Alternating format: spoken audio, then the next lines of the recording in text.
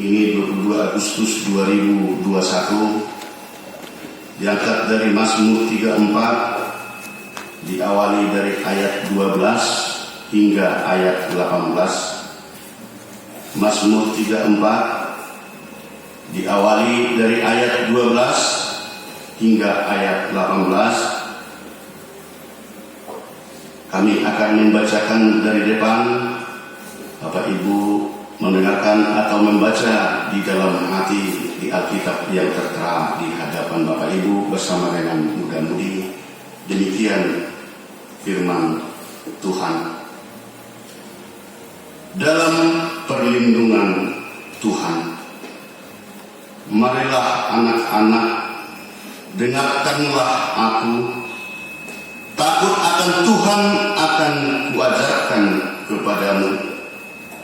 Siapakah orang yang menyukai hidup, yang mengingini umur panjang untuk menikmati yang baik? Jagalah lidahmu terhadap yang jahat dan bibirmu terhadap ucapan-ucapan yang menipu. Jauhilah yang jahat dan lakukanlah yang baik. Carilah perdamaian dan berusahalah mendapatkannya. Mata Tuhan tertuju kepada orang-orang benar dan telinganya kepada teriak mereka minta tolong. Wajah Tuhan menentang orang-orang yang berbuat jahat untuk melenyapkan ingatan kepada mereka dari muka bumi. Apabila orang-orang benar itu berseru-seru, maka Tuhan mendengar dan melepaskan mereka dari segala kesesatannya. Demikian firman Tuhan. Kita nyanyikan firman-Mu menjadi terang.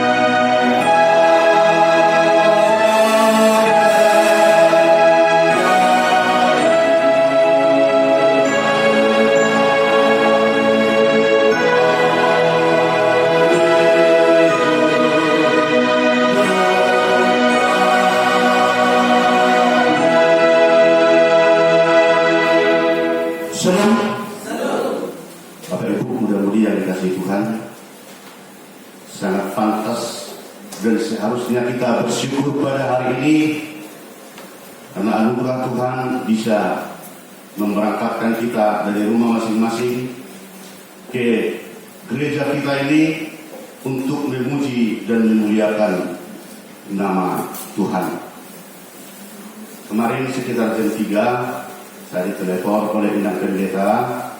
Pas mau berangkat ke Jambi, saya merasakan sakit tubuh saya, agak lemah. Jadi mohon maaf Paman, saya tidak bisa untuk hadir melaksanakan pelayanan khotbah pada minggu ini.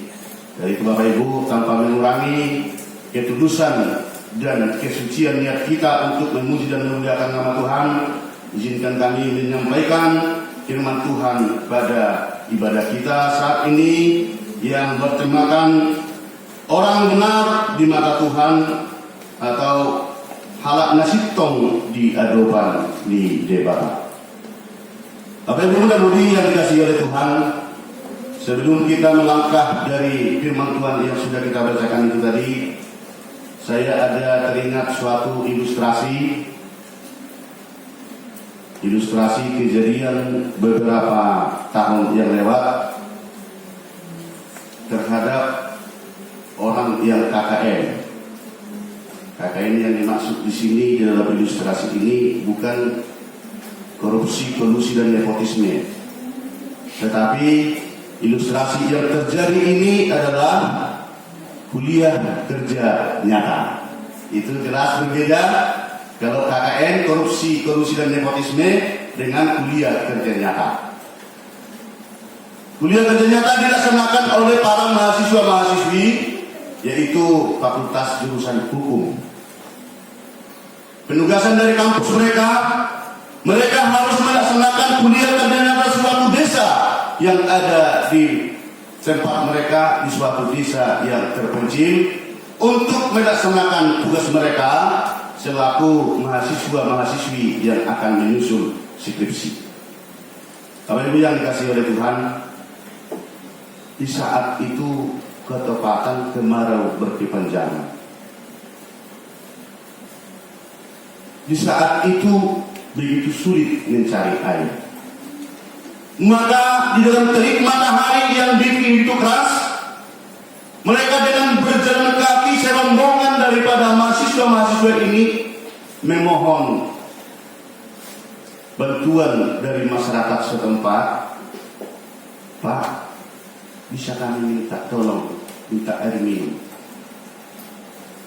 Bu, bisa kami minta air minum dari orang ibu, karena kami baru melangkah ke desa ini mau melaksanakan kuliah kerja nyata dari kampus.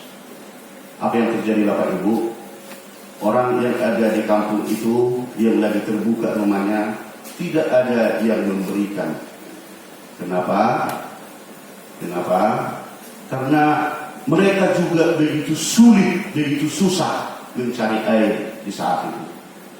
Mungkin Bapak Ibu pernah ingat itu sekitar kalau tidak salah sekitar tahun-tahun 2016 atau 2017, Jambi juga pernah mengalami kekeringan yang seperti itu terkait dengan air minum.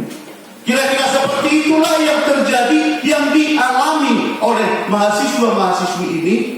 Begitu sulit untuk mendapatkan air minum, terik matahari yang begitu panjang, maka mereka pun tidak habis pikir. Maka mereka melihat suatu rumah yang sederhana yang lagi terkunci. Mereka juga mengetok, tok. Assalamualaikum. Bisa kami minta air minum, Pak? Kami ada 15 orang rombongan dari kampus mau melaksanakan KKN di desa ini. Datang bapak ini mengatakan, silakan masuk dulu nak. Dan mereka juga dijamin masuk ke rumahnya. Dan di rumah itu mereka dipersilahkan oleh bapak ini tadi, silakan duduk. Tetapi maaf, permintaan kamu itu kalau meminta air minum, berhubung begitu sulitnya air, tetapi tunggu dulu sebentar.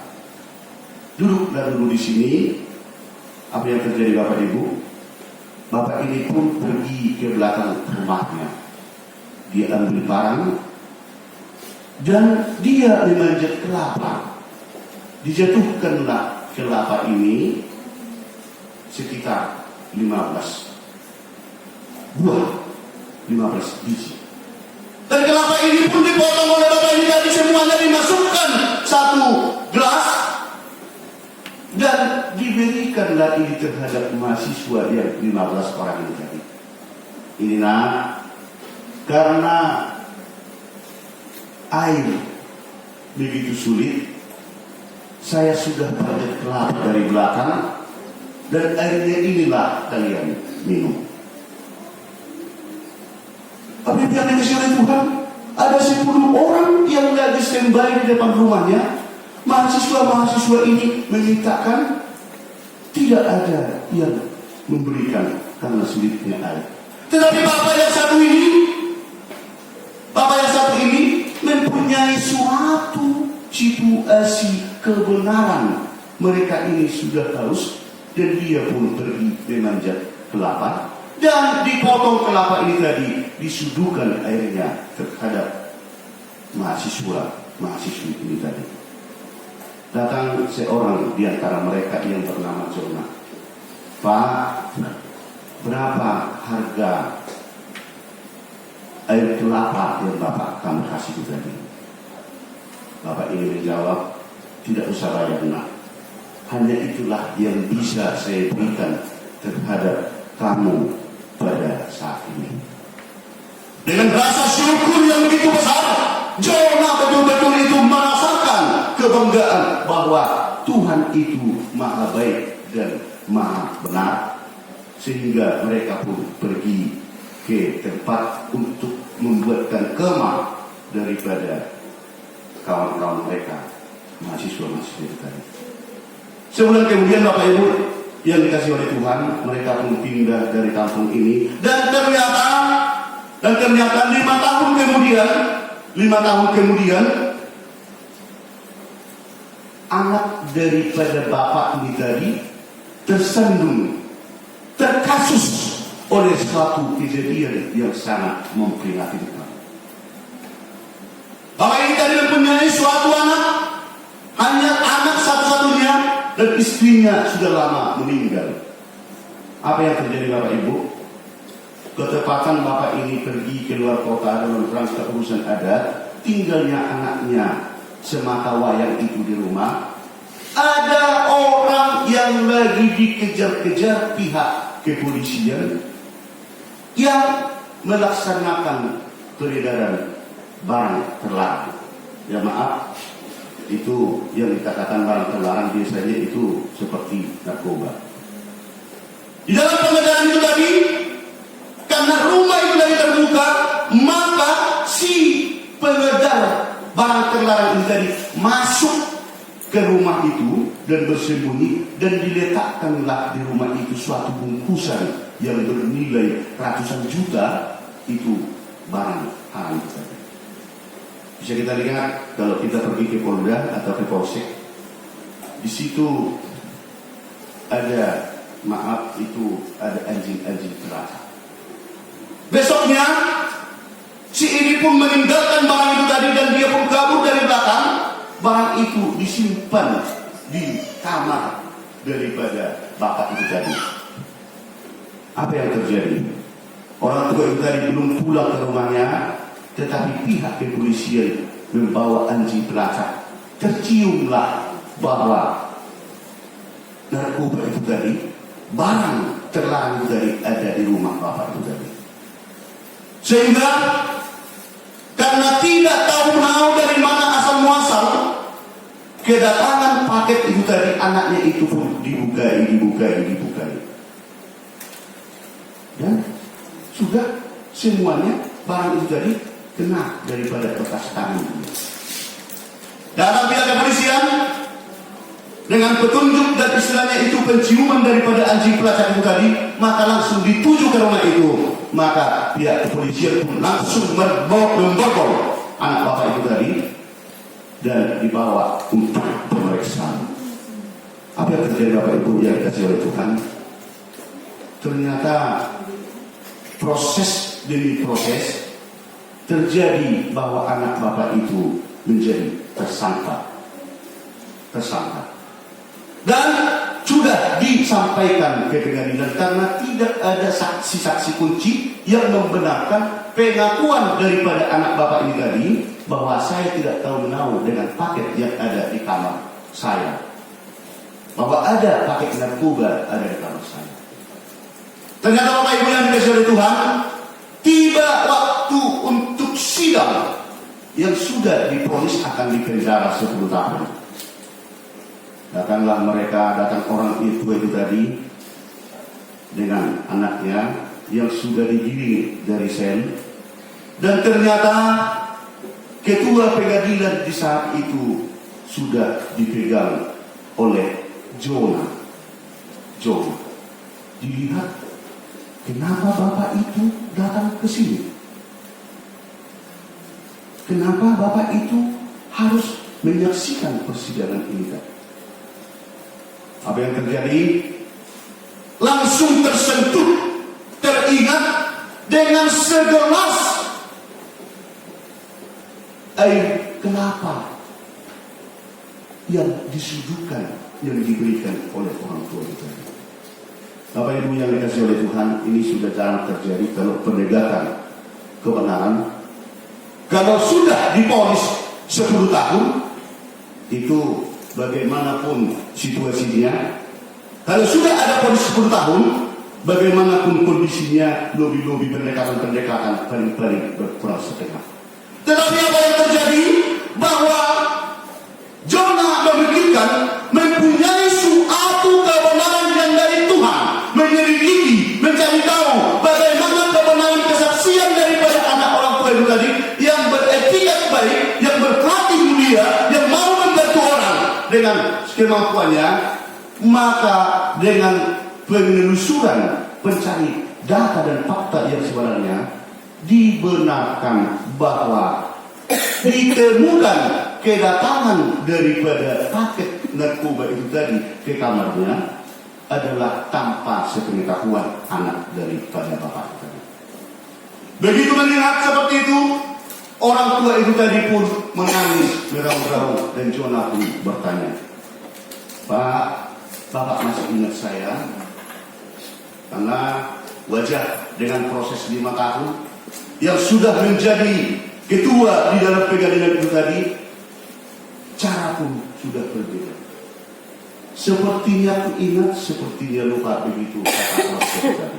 Sehingga datang Jona berkata, "Bapak orangnya orang yang baik, Bapak orangnya orang yang benar. Tidak usah terlalu takut dengan vonis yang akan terjadi ke anak Bapak yang 10 tahun." Sidang berikutnya Bapak Ibu yang dikasihi oleh Tuhan, di situ diputuskan bahwa anak daripada Bapak itu tadi lepas demi kebenaran hukum, lepas dari situasi kasus yang sudah memvonis sampai 10 tahun. Apa hubungannya Bapak Ibu yang dikasihi oleh Tuhan dengan ilustrasi yang terjadi tadi? Karena dalam tema ibadah kita dikatakan orang benar di mata Tuhan. Ilustrasi itu merupakan suatu pembuka, suatu pengantar bagaimana menyikapi seperti halnya teks yang sudah kita bacakan itu tadi. Bapak Ibu yang dikasihi Tuhan, menjadi orang yang benar itu terus terang bukan pekerjaan yang mudah. Mengerjakan suatu pekerjaan yang benar itu tadi bukan pekerjaan yang gampang. Tetapi bukan berarti hal menjalankan kebenaran tidak bisa kita laksanakan. Di situ dia. Menegakkan kebenaran itu tadi pekerjaan yang sulit. Apalagi di dalam konteks yang dikatakan di dalam khotbah kita pada saat ini adalah orang benar di mata Tuhan. Benar di hadapan oleh manusia belum tentu benar di hadapan Tuhan. Oleh yang dikasih oleh Tuhan, hal kebenaran itu menjadi suatu pergumulan, suatu pekerjaan yang begitu sulit. Suatu pekerjaan yang betul-betul yang mau dikerjakan orang hanya sepotong-sepotong. Karena risikonya begitu besar. Risikonya begitu besar. Akibatnya begitu benar. Maka dengan firman Tuhan yang kita bacakan itu tadi, termasuk pelaku-pelaku kebenaran di dalam Alkitab banyak. Contoh Abraham selaku nenek orang percaya. Kemudian seorang nama Daud yang benar-benar menjalankan kebenaran. Dengan maka apa Daud mengerjakan suatu kebenaran itu tadi, langkah apa yang dia laksanakan menjadi suatu acuan bagi kita, menjadi suatu pembelajaran. Apakah Daud itu tadi hanya mengandalkan pikiran dan hatinya dan ototnya? Firman Tuhan pada saat ini mengatakan tidak. Bahwa Daud melaksanakan kebenaran itu tadi bukan merupakan suatu kebetulan. Daud merasakan tadi bukan suatu situasi yang dielus-elus atau dipatu-patu, tetapi kenyataan tadi dengan dasar Daud tetap berjalan di dalam kebenaran. Dia mempunyai suatu garis yang digaris bawahi. Langkah dia menjalankan kebenaran adalah takut akan Tuhan. Itulah menjadi suatu kekuatan, keberanian Daud untuk melaksanakan kebenaran itu tadi. Takut akan Tuhan. Sebelum Daud menguatkan Bapak Ibu muda-mudi yang dikasih oleh Tuhan menjadi raja yang kedua di Israel, pergumulan tidak terlalu gampang. Bahkan siksaan, cobaan begitu luar biasa dihadapi oleh Daud. Begitu pulang dari peperangan, biasa orang Israel menyambut bahwa mereka masih bisa pulang hidup. Apa yang dinyanyikan kalau di bahasa di band Akaparapur, contohnya kaum ibu menyanyikan ribuan yang dikalahkan oleh Saul, tetapi berloksa-loksa yang dikalahkan oleh Daud. Itu dinyanyikan, mereka membuatkan suatu, istilahnya itu mensupport, memberikan motivasi terhadap Daud. Ribuan yang dikalahkan oleh Saul, tetapi jutawan yang dikalahkan oleh Daud. Hal itu sebenarnya yang membuat Saul marah, emosi, dan bahkan muncul niat dia tidak senang melihat si Daud. Maka si Saul merencanakan akan membunuh Daud. Jadi Bapak Ibu, bukan hanya sekarang yang terjadi seperti istilah di zaman sekarang, gaya hidup orang banyak di zaman sekarang itu gaya hidup SMS. Tahu kira-kira kita gaya hidup SMS? Gaya hidup SMS semakin berkembang di zaman sekarang, senang melihat orang susah. Senang melihat orang susah. Begitulah kira-kira pemikiran daripada Saul dengan rombongannya, karena melihat suatu talenta yang ada dari Tuhan kepada Daud, maka selalu dikejar-kejar, selalu diburu untuk membunuh yang namanya Daud. Disikapi oleh seorang Daud, maka dia pun lari supaya jangan dibunuh Saul dengan rombongan. Kemana dia mau lari? Karena tentara pasukan dari Saul sudah mau menghabisi yang namanya Daud, maka dia pun pergi ke Palestina. Dengan pikirannya, Saul tidak bakal mengejar saya ke Palestina. Karena di saat itu Palestina dengan Israel adalah perang. Merupakan kondisi perang yang begitu sulit yang dipikirkan oleh Daud. Masa dia harus pergi ke Palestina supaya jangan bisa dijangkau oleh Saul. Di saat itu Bapak Ibu, dia pun dengan situasi yang begitu sulit, begitu susah untuk melaksanakan yang dia pikirkan di saat itu. Tetapi atas dengan penyertaan Tuhan, dia bisa tetap selamat dan bisa hidup di Palestina. Padahal orang Palestina juga mengetahui siapa itu Daud, bahwa Daud itulah yang membunuh Goliat. Bisa kita bayangkan itu sekarang.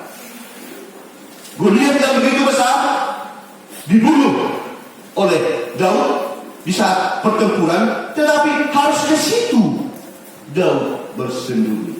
Atas kuasa dan keluar biasaan daripada kasih sayang Allah Bapa, kekuasaan daripada Tuhan bisa terlindungi. Suatu ketika Bapak Ibu, dia pun bertemu dengan seorang raja di Palestina yang namanya Abimelek.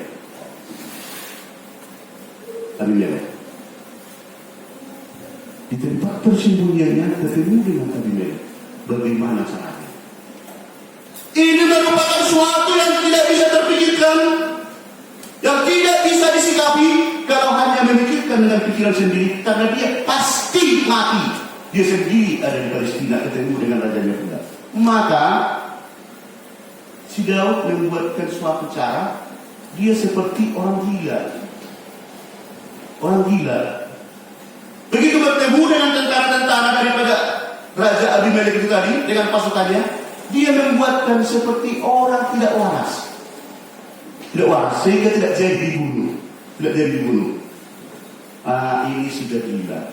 Si Daud ini sudah gila. Maka Raja Abimelek memerintahkan, usirlah dia dari sini. Usirlah dia dari sini.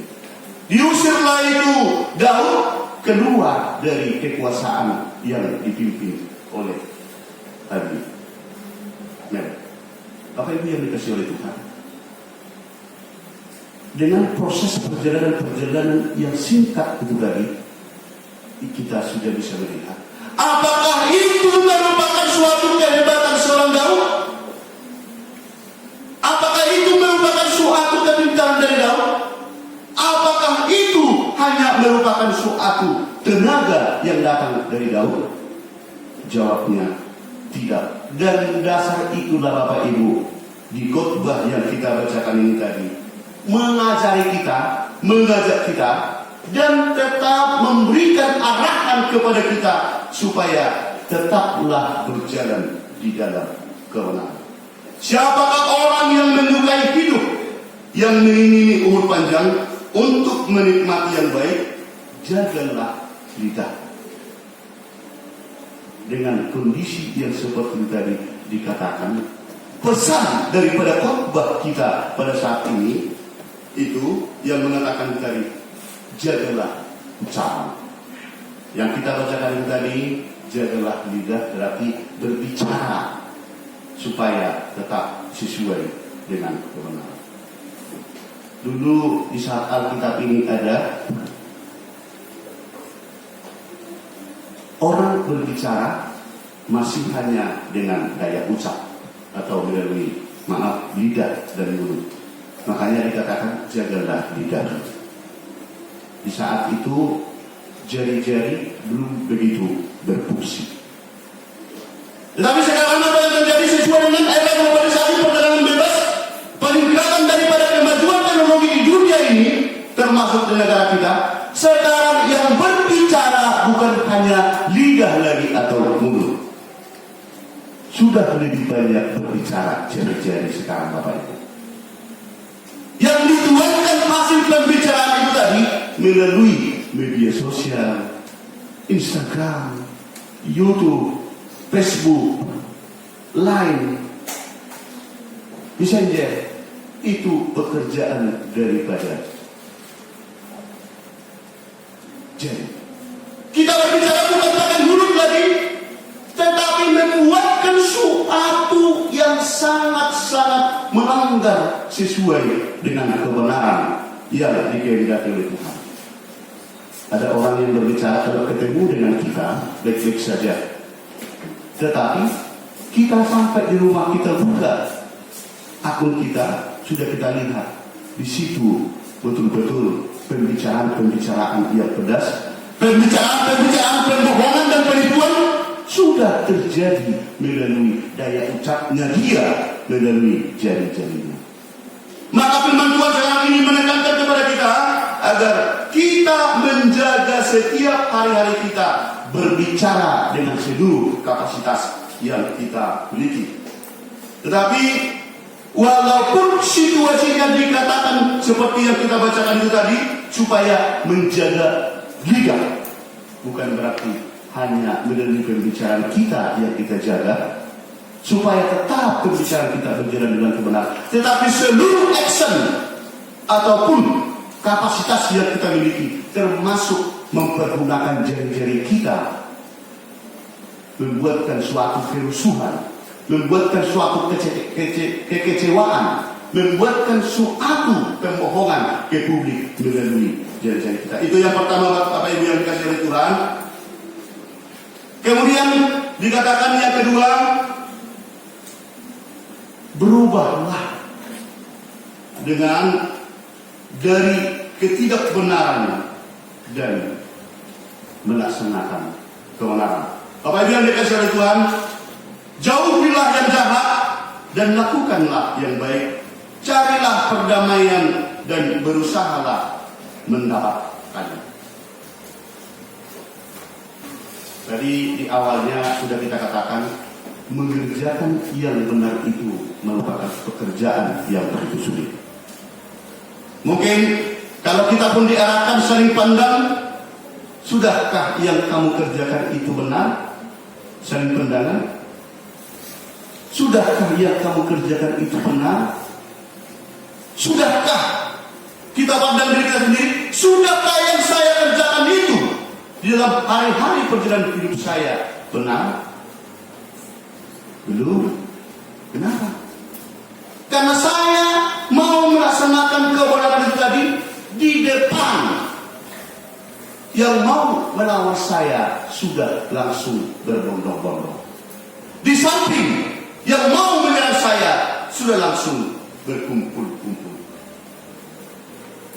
Di sebelah kiri sudah langsung membuatkan suatu siasat untuk menghabisi saya karena saya berjalan benar.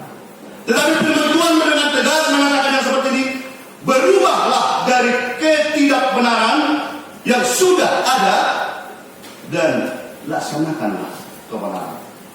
Yang ketiga, tetaplah melakukan kebaikan. Tetaplah melakukan kebaikan di dalam kebenaran Tuhan. Karena itulah yang diperintahkan oleh Tuhan, dan kebaikan itulah sesuai dengan kebenaran. Ciri-ciri bahwa kita tetap setia dan betul-betul kita itu tadi mengikuti kepercayaan kita kepada Tuhan Yesus. Kebenaran itulah yang menjadi suatu pertanda kita bahwa kita tetap pengikut Yesus. Di situ dia Bapak Ibu. Makanya kami tadi sebelum ibadah kita, kami lihat dengan amal situ panggilan tadi, khotbah sekarang ini begitu pahit. Mensuarakan ini betul-betul kondisi yang begitu berat. Karena yang saya katakan ini pun belum tentu bisa saya laksanakan. Tetapi firman Tuhan ini berkata, sakit pun, susah pun, pedih pun, dicerca pun, dihianati pun, kalau kita berjalan di jalan kebenaran itu tadi sesuai dengan kehendak Tuhan. Yang nomor 4, tetaplah lakukan kebenaran tersebut. Lakukan kebaikan di dalam kebenaran, bahwa Tuhan akan tetap berpihak kepada kita.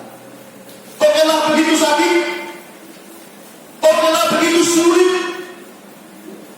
okelah begitu menderita dalam berbagai hal, karena kita berjalan di dalam kebenaran sesuai yang dikehendaki oleh Tuhan. Di dalam ruang lingkup segala perjalanan hidup, kita lihat bantuan Tuhan terhadap seorang Daud. Orang dengan semangatnya menyanyi, ribuan dikalahkan Saul, tetapi jutawan dikalahkan oleh Daud. Saul juga menjadi tinggi terhadap si Daud sehingga meribut. Kuasa Tuhan menyertai Daud, karena Daud juga berjalan di dalam kebenaran. Sudah semuanya mengelilingi dia untuk memburu Daud, tetapi karena Daud tetap berjalan kebenaran, takut akan Allah dan mengikuti perintah Allah. Datang perintah Allah melalui pemikiran dia, silakan buatkan gaya kau seperti orang yang tidak waras. Dan itulah yang dituruti dia karena bisikan Roh Kudus Allah kepada Daud. Ternyata dia pun dilepaskan begitu. Itu bukan hanya kehebatan daripada seorang Daud, tetapi kuasa Allah tetap menyertai dia. Dan itulah yang diajak dan diajarkan kepada kita pada ibadah kita, Bapak Ibu yang dikasihi oleh Tuhan. Dikatakan di Mazmur 34 ayat 16, mata Tuhan tertuju kepada orang yang benar dan telinganya kepada teriak mereka minta tolong. Akhir kata, Bapak Ibu muda-mudi yang dikasihi oleh Tuhan, kalaupun sakit, kalaupun pahit, kalaupun menderita, kalaupun terzalimi, kalaupun tersingkirkan, kalau kita berjalan di dalam kebenaran, tidak usah takut. Kita tetap mengingat mata Tuhan tertuju kepada orang-orang yang benar dan telinganya kepada teriak mereka yang minta tolong. Tuhan Yesus memberkati kita semua. Tetaplah berjalan di jalan kebenaran. Kita nyanyikan firman-Mu berkat.